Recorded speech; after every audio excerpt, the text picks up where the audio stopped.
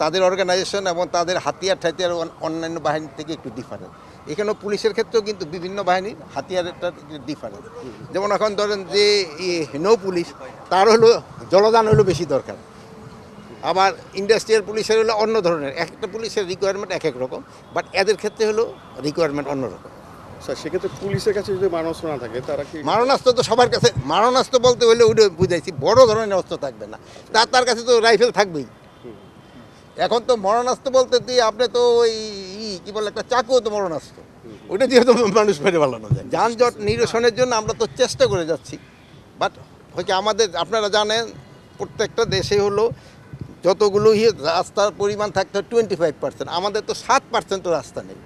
এই জন্য তো এই গাড়ি ঘোড়া কিন্তু দিন দিন বাড়তেছে, এই জন্য এই সমস্যা থাকতেছে। বাট এটা আমরা সর্বাত্মক চেষ্টা করতেছি, আমাদের পুলিশ বাহিনী তো সর্বাত্মক চেষ্টা করে, তারপরে যতটা উন্নতি করা যায়। আমি বলবো যে এইবার আপনি দেখেন ঈদে আপনারা কোনো একটা খারাপ রিপোর্ট কিন্তু করতে পারেননি, আল্লাহ দিলে সব কিন্তু ভালোভাবে করছে। এইতে বোঝা যায় যে আইন শৃঙ্খলা অনেক উন্নতি হয়েছে। তবু আছে যা, এটা তো একটা কোনো লিমিট নাই, এটা যতই উন্নতি হবে আরও উন্নতি হইতে থাকবে। ছোটোখাটো দিয়ে একটা ঘটনা যে ঘটে নাই তা না, দুই একটা চুরি হয়েছে, দুই একটা চিন্তাই হয়েছে, বাট বড় ধরনের কোনো সমস্যা হয় নাই।